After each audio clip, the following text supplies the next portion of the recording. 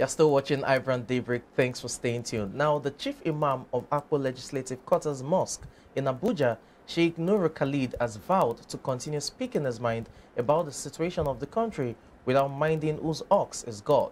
The Islamic cleric was suspended by the mosque committee for spreading what it called anti-government campaign in his sermons.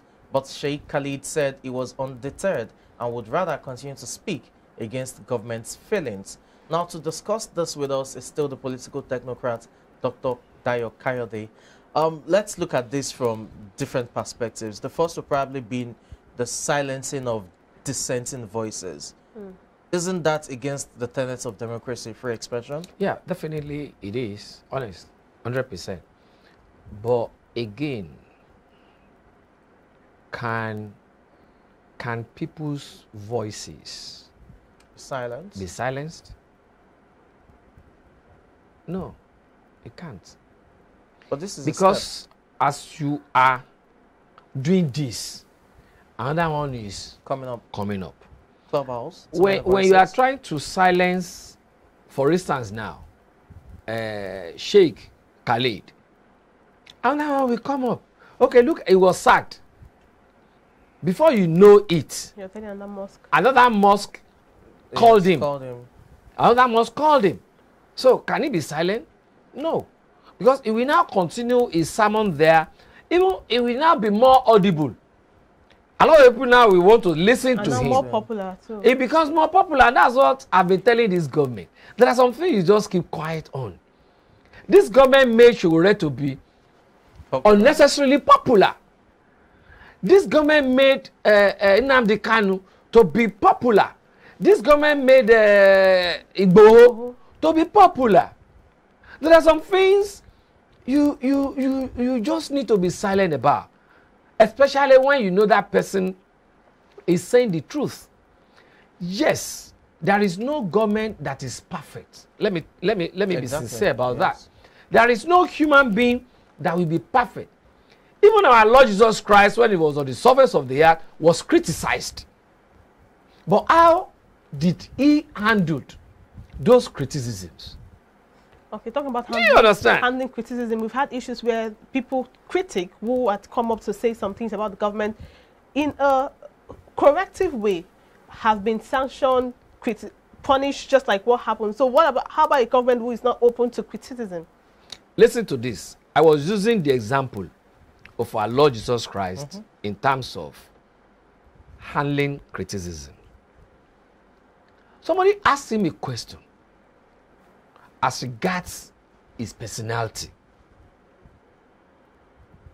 Okay? As regards his personality.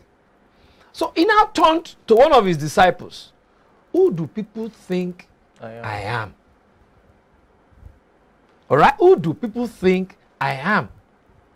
Then the person now said, oh, a son of the Creator. That seals it.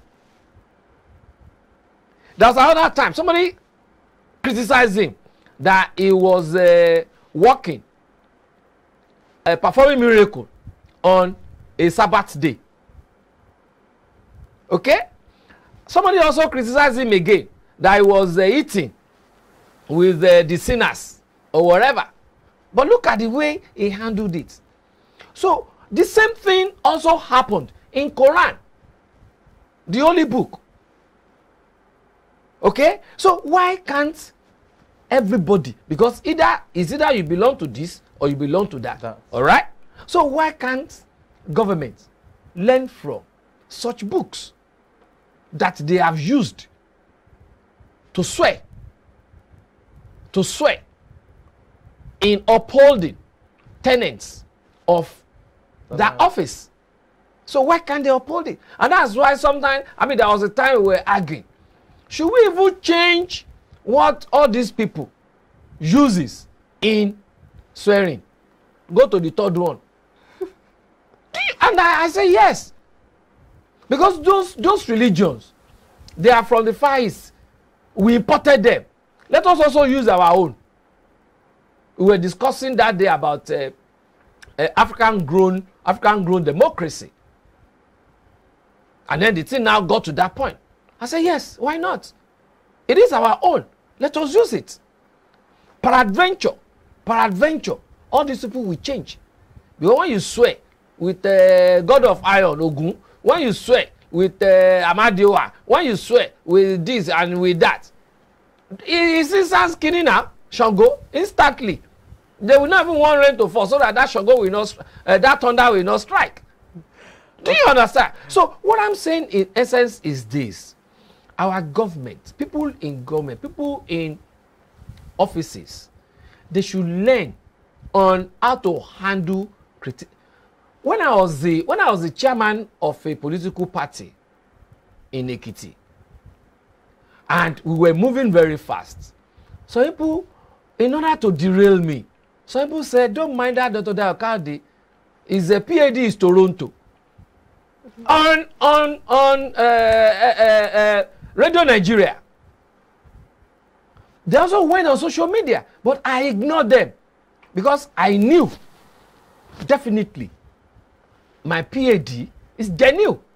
To the extent that Ekiti State Television invited me and that person, but that person couldn't show up.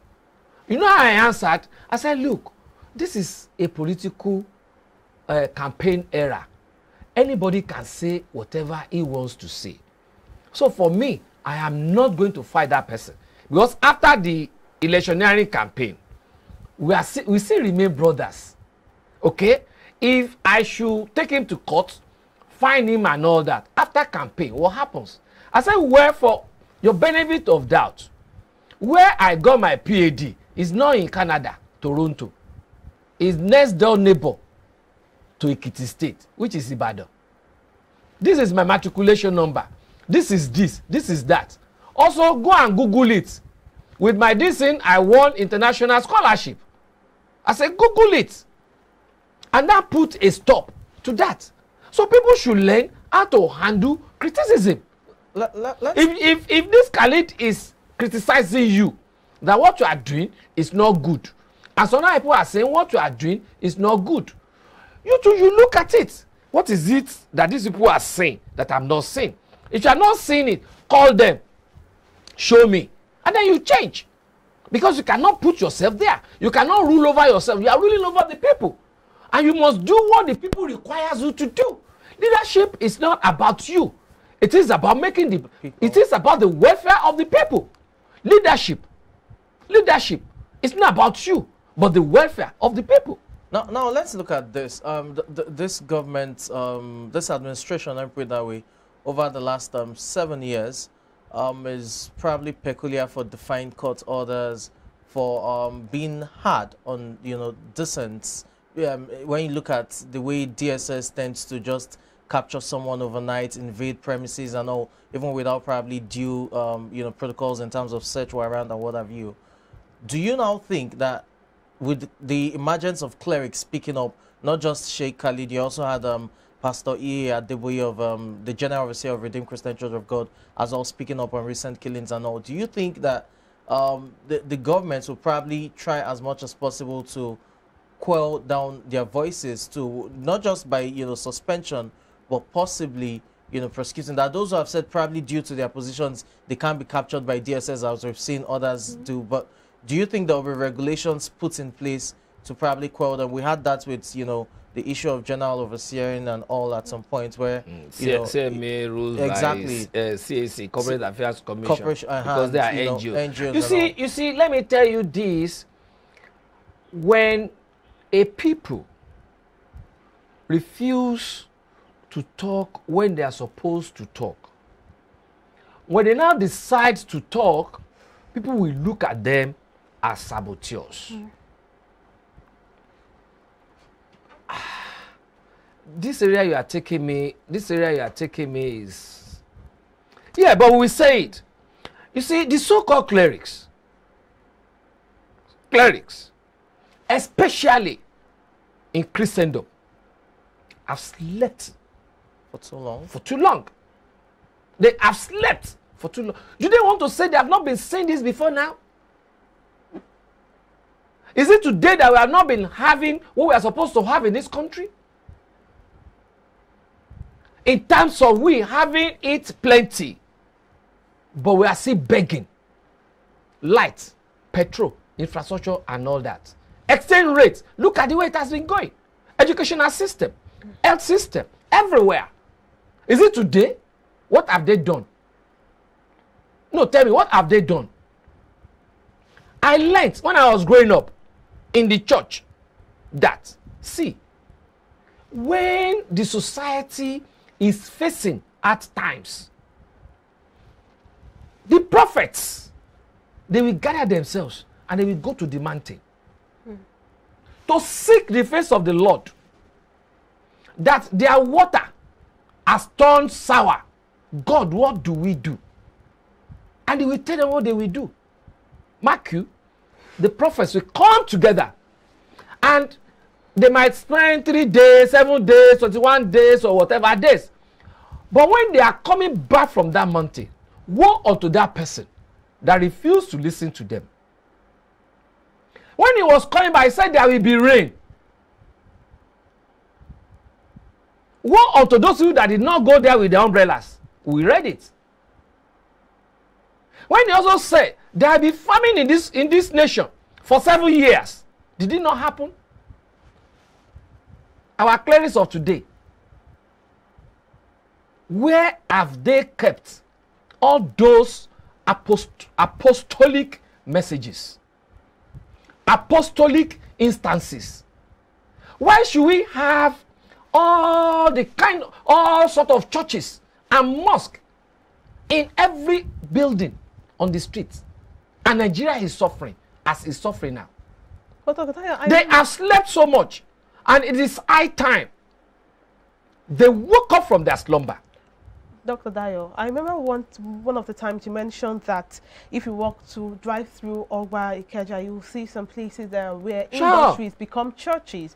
And he came along as you saying that the churches are a lot, and you say, same person, you're still saying that those clerics need to replicate what happened in the days of the old. Now the question is that what Nigeria really needs now? Because now Nigerians, we are actually very religious people. Africans, Nigerians are really religious. Is it not strategies that needs to be changed with the leaders in question? Listen to this. It is part of the societal system. I like the one you use. We are religious. It's not about being religious. It's about being spiritual. Interesting. Those days we are we having those that are spiritual these days?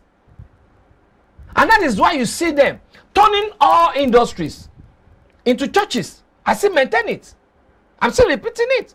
Go to Obakran, down to Akilo, right, where the sage Awolowo found in his own senses that industries will create employment, and when there is employment, there will be food on everybody's table, and when there is food on everybody's table, there will be security in the land.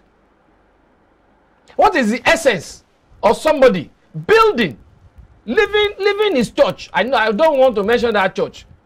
I used to attend the church safe. But when politics started coming in, there is no way you can mix politics with the pastoring in church. Yes. Building another church somewhere where it's supposed to be an industrial area. What? Billions of naira.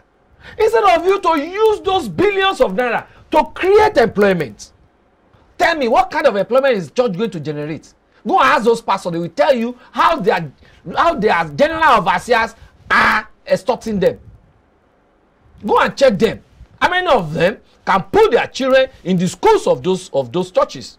Go and ask them. How many of them can eat successfully without begging from the congregation?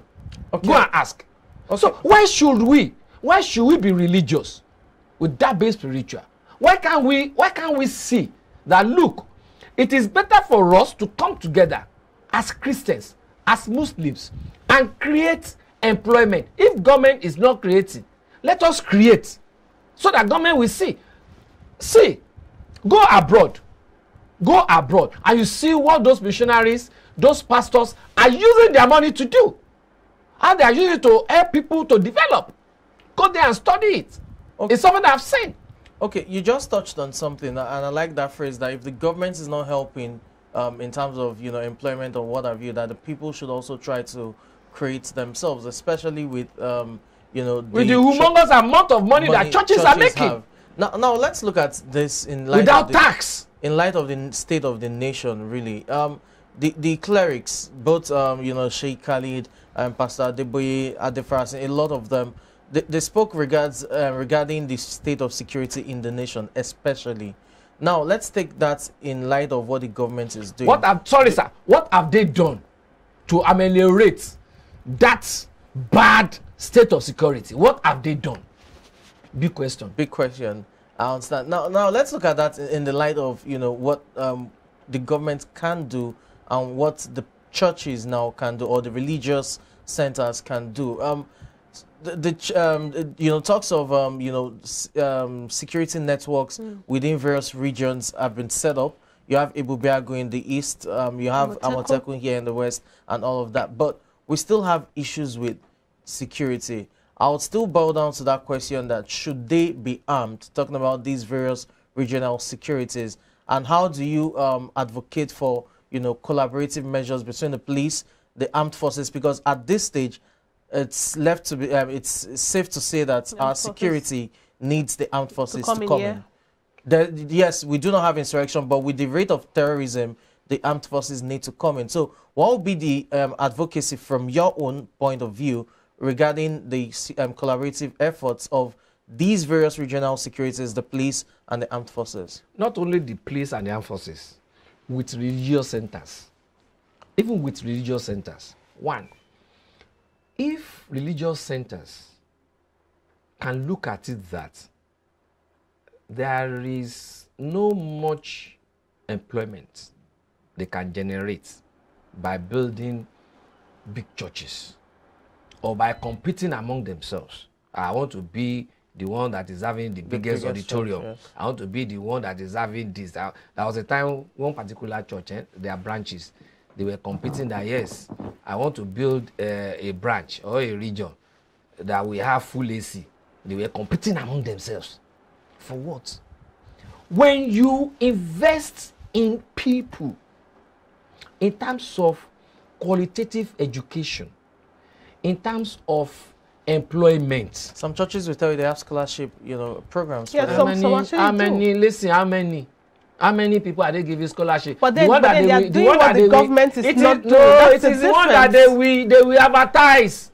We know them. Don't let us go into that. How do you expect religious? Now wait, now I'm still coming in. I'm still coming now. Yes, I'm still coming. Okay.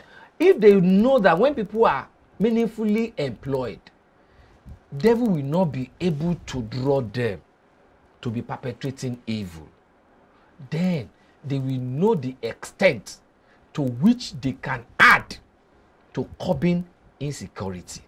Okay?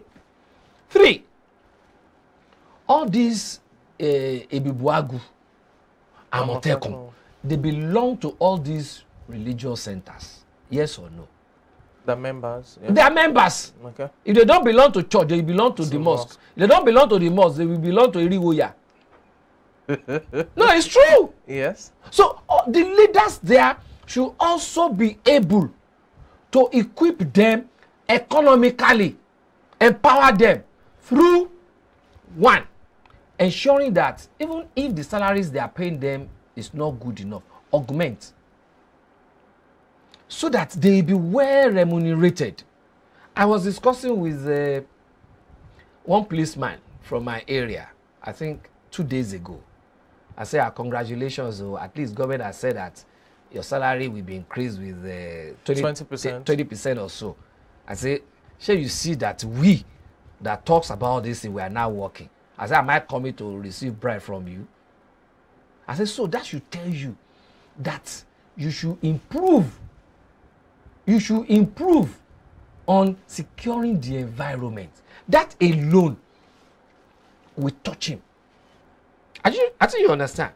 Now, when you're now talking about Ebubuagu and Amotekun and the likes, Egbesu, yeah. I've been saying it that yes, regional security is needed. Yeah. But it should be in collaboration with the police. Okay? You know why? You know why? So that they will not be using themselves to settle scores against their opponents. Neighbors, ordinary neighbors that are having issues, because one belongs to either Igbesu or belongs to Amotekun, will now go and collaborate with his colleagues and then be dealing with that one. Just like masquerade. When there is a masquerade festival in the village, when you see somebody who had fought you in the past, you will now use, because you are now a masquerade, you now go to that person and flog that person. Do you understand? So it is only when they work with the police.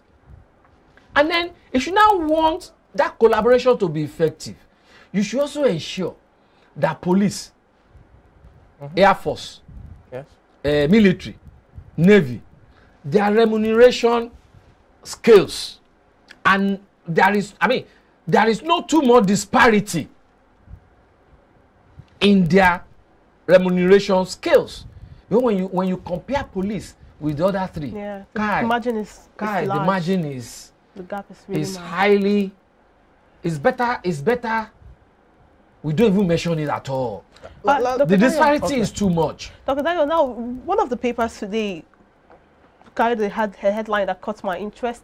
It says why Kaduna is vulnerable despite the heavy security. And that's rephrasing what it said. No, let's look at still talking about the state of insecurity, state of the nation, insecurity in the nation, because that was what led to the Imam talking about it. We saw 72 hours, in 72 hours, we had a triple attack on double train for the railway and one the airport. Let's look at how, despite the insecurity, I know the southern Kaduna killings had happened before. Kaduna has always had this thing with insecurity, and I'm sure security forces have them deployed. We have the National Defense Academy in Kaduna. Of course, it was even invaded. Now, despite all of this, what do you think is the cause of the vulnerability in Kaduna State? The way you're looking, it seems like... Go and put sugar in your pocket and then see whether your pocket will be vulnerable to ants attack. So what is the sugar not. there? What is sugar in I will Kaduna? tell you now. Right. Just today again, I was reading somewhere, and Baraje was, that Baraje's press conference was brought back to the fore. Okay? And when you're talking about those that brought them in that time, some names were fingered. Yes or no? Some names were fingered.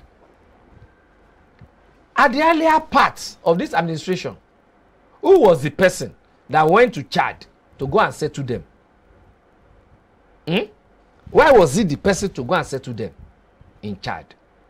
That means there is a kind of relationship, okay? A kind of relationship between that person and them.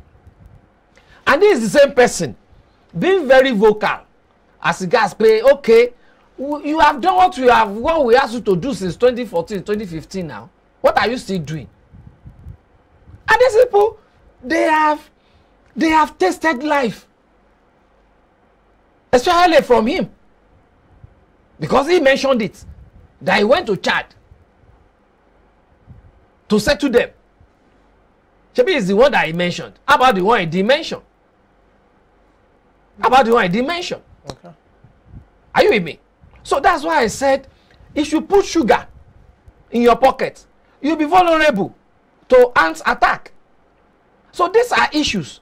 And that's why I said, some of our government functionaries, especially elected political leaders, some of them, need to come out to Nigerians. We are sorry for what we have done.